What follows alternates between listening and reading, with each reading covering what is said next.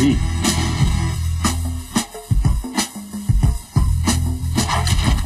It's my favorite holiday. Happy Thanksgiving. Welcome into First Take, and appreciate you spending part of your holiday here with us on First Take. I'm Molly Karam here holding things down in Bristol, and I want to wish a very happy Thanksgiving to my guys, Stephen A. and Max Kellerman, and their families. Good morning, gentlemen.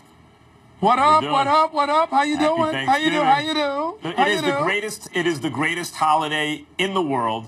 And you know, what else can you say? Fried turkey, by the way. I heard your conversation with Cannell. Fried turkey is the best on Thanksgiving. No ketchup. I'm with you, Max. No question. Listen. It's the 3 F's, y'all. Family, football, and food. Actually, let me put the food before football, because the food comes first. No. It's family, food, and football. That's what it's all about. That's what it's all about. 1F, fried turkey. That's right. Amen. Let's get into it. Speaking of football, guys, it's no secret. America's team has been on a tear. After losing to the Giants week 1, the Cowboys rebounded the following week with a division win against the Redskins. Now, that victory jump-started a 9-game winning streak today. Dak Prescott will face an NFL team twice for the first time in his young NFL career. As for Washington, they've been hot, too, winning 6 of their last 8, and Redskins corner Bashaud Breeland recognizes the opportunity and getting a second crack at Dak, saying this: "We went into the first game against Dallas blind. It's hard to defend your enemy when you don't know what's coming. Now we know how to handle it and counterbalance it." Stephen A., is this the weekend the accident happens for those Dallas Cowboys? Yes, I'm going to say yes. I'm going to say yes on this Turkey Day, on this Thanksgiving Day. I think the Dallas Cowboys are going down. Now, obviously, I was a little bit reticent.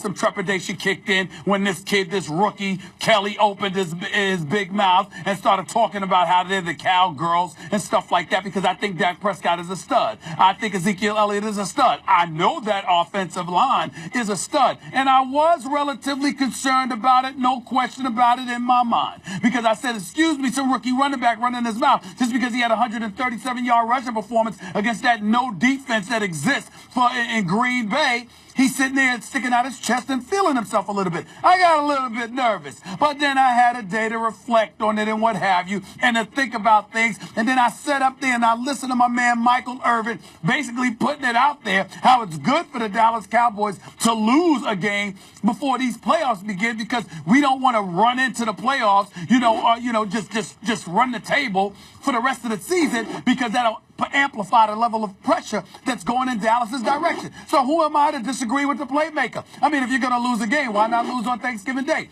3 days rest, because you did play Sunday, just like the Redskins played on Sunday. You beat this team early in the season when some people think you should not have been, even though Dak Prescott came and handled his business in that fourth quarter. But in the end, I'm thinking about Kirk Cousins and the way that he is playing. And we will talk about him a little bit later on in the show, by the way. You got Kirk Cousins, okay? You got Kelly, who can run the football. You got Garcon, even though we don't know whether or not Deshaun Jackson is going to be available. I think he will be. Jordan Reed, Vernon Davis, the offensive line relatively protecting Kirk Cousins. I think that the Redskins will find a way to win this game. And I think it's going to be relatively high scoring. I can see the Redskins winning this game. I'm going to pick them to win 35-30 at Texas Stadium, Jerry's billion-dollar playpen. That's what I see going down today, because the Redskins offense is going to find a way to get it done, plain and simple. I take no pleasure in saying this, but you're wrong. I wish you were right, but you're wrong. The Cowboys are going to win this game. They're at home, and the bigger deal here, and by the way, Washington's complaining. They had to play the late game on Sunday, the whole thing. But the bigger thing here is, as I say all the time when we talk about the NFL, there are only a few actually good teams, fundamentally good teams, and only a few fundamentally bad ones. Most of them fall in the middle somewhere, and usually the ones with the better records have gotten a little lucky. I'm not saying Washington's a bad team. They're a fairly typical NFL team that's maybe gotten a little bit lucky. The Cowboys, I hate to say it, are an actually good team. They're really good. They're one of the handful of teams that have distinguished themselves from the rest of the NFL. And they're at home. And you know what it's going to mean when you play Dak Prescott the second time? It's going to mean you sit there and go, damn, he really is good. It's not just that we didn't see him before. This guy can play. He's a stud. You've seen that since the first game in the preseason where you were able to watch him. It was obvious that's a good player, and he's just gotten better and better and better. I know Cousins coming off that big game against the Packers. They're a hot team right now. But, Stephen A., a high-scoring game against this Cowboy. It's not even really against the Cowboys' defense, which has been very good against the run, by the way. And that's been a big key to the Washington success recently, opening up the passing game, etc., for Cousins.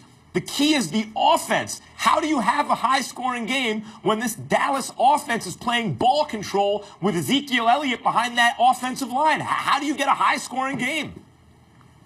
Well, I think you're going to get a high-scoring game because I think that the Redskins are going to give up some points, but at the same time, they're going to retaliate. They're going to answer by putting up some points themselves. And quite honestly, I think the Dallas Cowboys have played better on the road by and large since Jerry World has opened up than they do on their home turf. I can see them on a day like today where they're a bit suspect. 3 days rest. It's a heated rivalry. We all know that.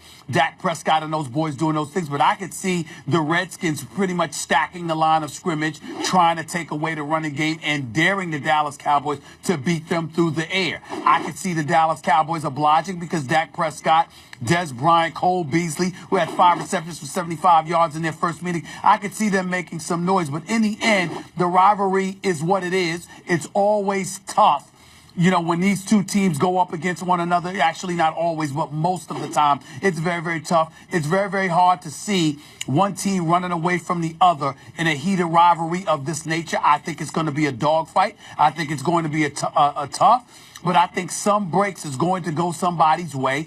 And on this particular day, I think it's going to go the Redskins' way. Plus, I'm allergic to picking the Cowboys unless I absolutely have to because it's too obvious. I don't think this is obvious. I think this is something that could be nip and tuck. I think this could be a thriller. And I could see the Dallas Cowboys messing themselves up at some key pivotal moment for the Redskins to walk away with this victory. I'm rolling with the Redskins. I believe they will get it done. Listen, you know, you always say a broken clock is right twice a day.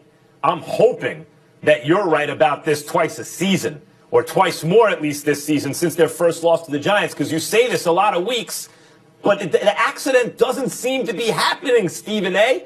They're fundamentally a good team. And by the way, the Ravens tried, they dared Dak Prescott to beat him from the pocket, and guess what he did? He beat him. Hooking up with Des Bryant, by the way, who's made an enormous impact. They also scored just 17 points.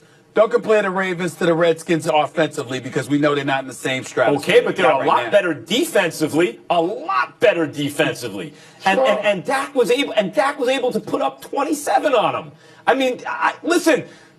Eventually, what does an accident happening to the Cowboys even mean? They lose a game? I'll define accident waiting to happen for the Cowboys. They got to lose before Week 13.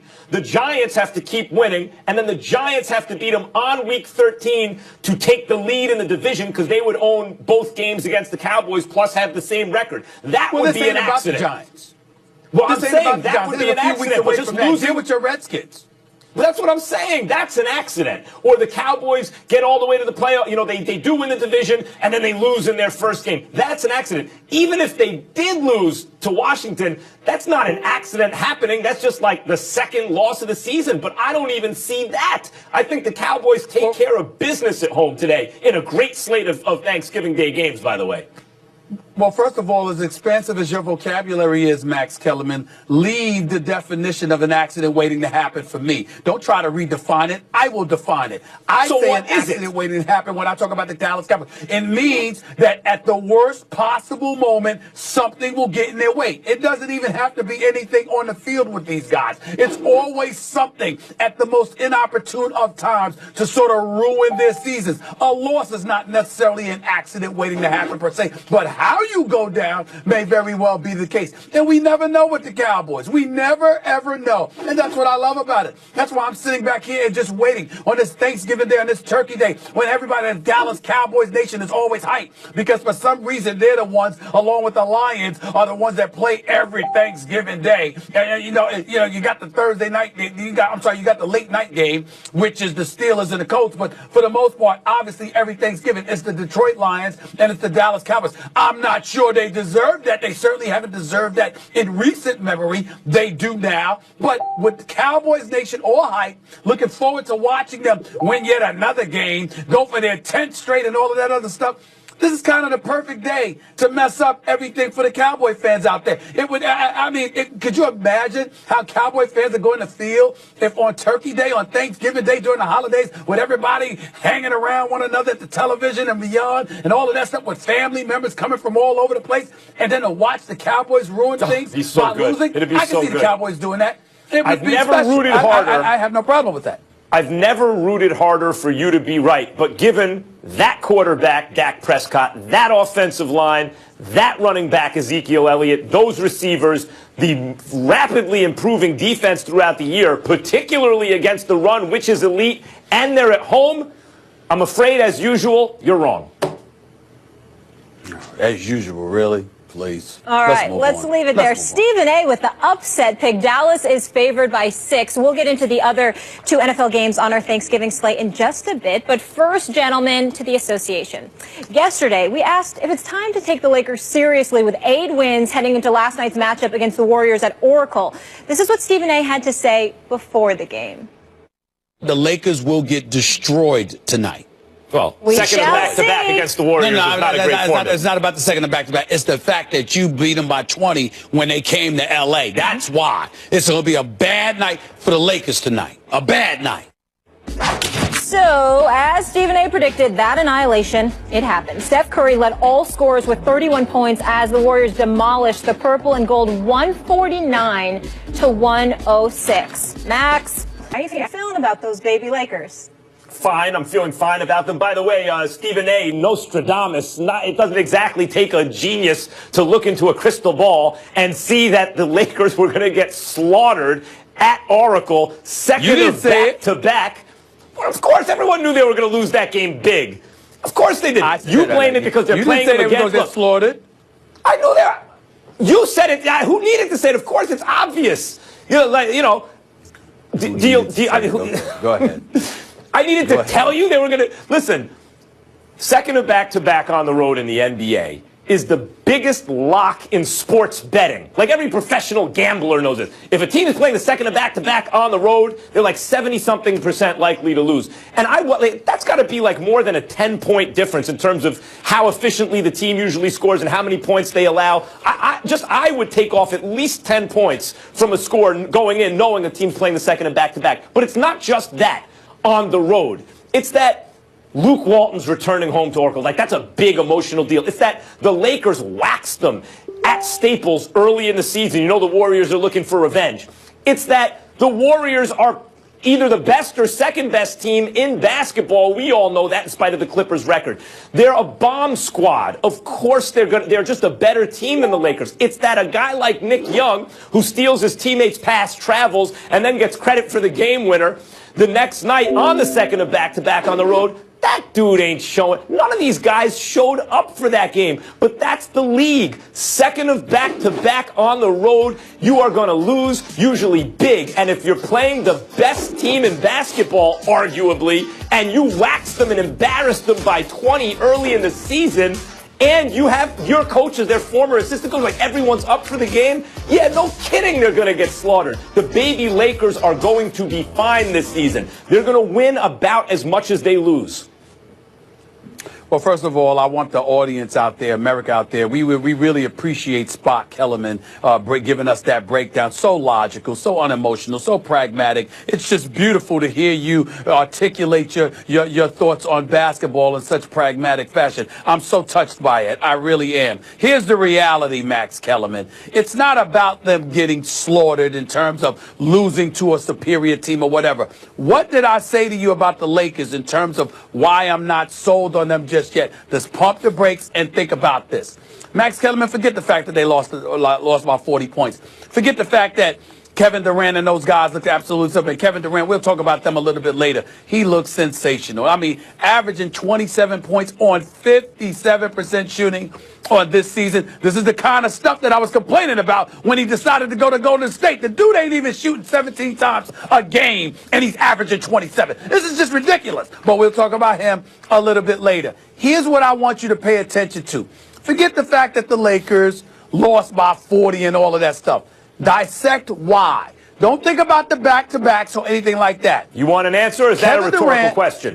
It is a rhetorical question. You've spoken enough. Listen, you got Kevin Durant, you got Steph Curry, you got Klay Thompson, all of whom shot better than 60% from the field, going up against a Lakers team that came into the game ranked 28th defensively. This is my issue with them. I'm saying to you, I'm a big fan of Luke Walton. I ain't worried about him. He's the right man for the job. He'll be just fine. I know they've got young talent on the come up. But when you are young and learning how to play and learning how to win, but you don't play defense, that's a bad sign.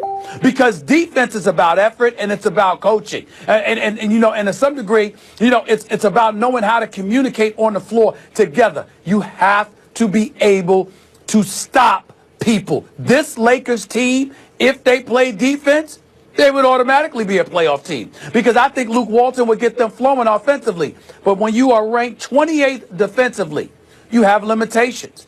That's my issue with the Los Angeles Lakers. The Warriors aside and all of that other stuff. It's just that defensively, Max, I got huge questions about that. Of course they're not a good defensive team, and first of all, they don't have a lot of good defensive players. And defense is much more than just effort. It's also knowledge and communication and some degree natural ability, not to the extent maybe offense is, but that also plays into it. The problem with evaluating these Lakers defensively on the second of back-to-back on the road in an emotionally charged atmosphere against the Warriors is the only way to defend against the Warriors is loud and constant communication.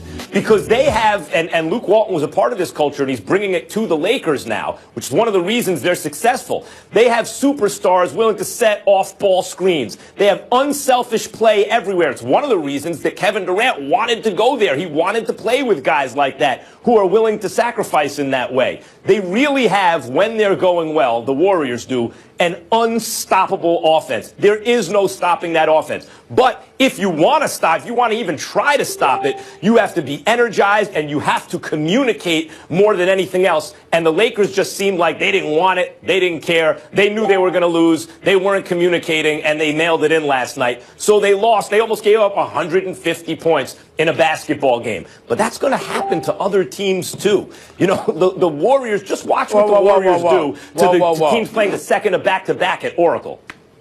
Listen, I'm on the record, and we'll talk about this later on in terms of how the Warriors have contaminated this season. But let's be clear, 150 damn points? I mean, it's Thanksgiving, so I'm really trying to be nice. I'm trying to be nice to everybody but Cowboys fans. I'm not going to be nice to them ever. Anybody but Cowboys fans, anybody but them, I'll try to be nice. But damn near 150 points? Come on now. I mean, I don't care how bad you play. I don't care that you get blown out. You're not going to see many teams giving up 150 points in 48 minutes of a regulation game, of a regular season game. That's ridiculous. That's ridiculous. I'll say something else about the Lakers. Let me say something else about the Lakers, because when you play at a faster pace, I agree with you about their offense, about their defense, and the same thing with D'Antoni teams. They just don't care about defense. But the thing to look at is not simply, not defending the Lakers' defensive performance last night. I'm just saying generally. The thing to look at is not simply the number of points you allow. Because in a faster-paced game with more possessions, there will be more points. There will tend to be. The question is your defensive efficiency. And I believe, or I predict, that by the end of this season, the Lakers' defensive efficiency will look a lot better than the actual number of points allowed, because Luke Walton's going to have them playing at a fast pace. Oh, I'm so touched, Max. You really stepped out on a limb. Hold on, you really stepped out on a limb there. 28th ranked defense in the NBA. By the way, just gave up 149 points. And you're sitting here talking about, they will improve defensively. They're going to look better. Really? That's where you're going? I mean, that's really stepping out, Max. That's really stepping out. That's really stepping out. They're going to look better. Can they look much worse? Can they look much worse defensively? Am I talking to the hot take expert who predicted boldly yesterday that the Warriors would beat the Lakers big at home, second of back-to-back on the road for the Lakers? Am I talking to that guy? Actually, let me get my oven mitts ready for that hot take. If you don't mind, I would appreciate it if you call me by my real name. It's not Nostradamus. It's Stephen Naismith. Stephen Naismith. That works better. I like that. I like that. It's not Nostradamus. It's Stephen Naismith. Okay, that's all right. I'm just saying, let's get it right. Let's get it right. All right. So the Lakers will get the Warriors again Friday for the rubber match at Staples. We'll see if the home cooking helps them out. And now, what, Stephen A? Yes, Molly, by the way, yes. that Stephen Naismith only applies to the regular season and the playoffs. Don't get me into my finals predictions. They've been awful because I get emotional come to NBA finals. I get emotional. No. That doesn't count. Thank you for clearing that up. Wait, I just want to get this straight. So you're like that dude who you're Clayton Kershaw. You're really good until the people need you the most, and then you choke. What's up with that? They don't need me the most during the finals. No, it's not during the finals. I always figured you'd be a finals performer. No. Damn. I'm about where I want to be. I'm about where I want to be at the finals. I'm about my social life. Don't worry, everybody. He's a Peyton Manning, Max. He just does the regular season. No humble pie on this show. All right, we've covered one of today's 3 NFL games. Coming up, we'll break down the others. No Andrew Luck for Ben Roethlisberger to outduel. So is this a must-win for the black and yellow? Stephen A. Steelers will tell you that next. And just 3 weeks ago, the Lions got the best of Sam Bradford as the Vikings won in overtime. Will the Vikes get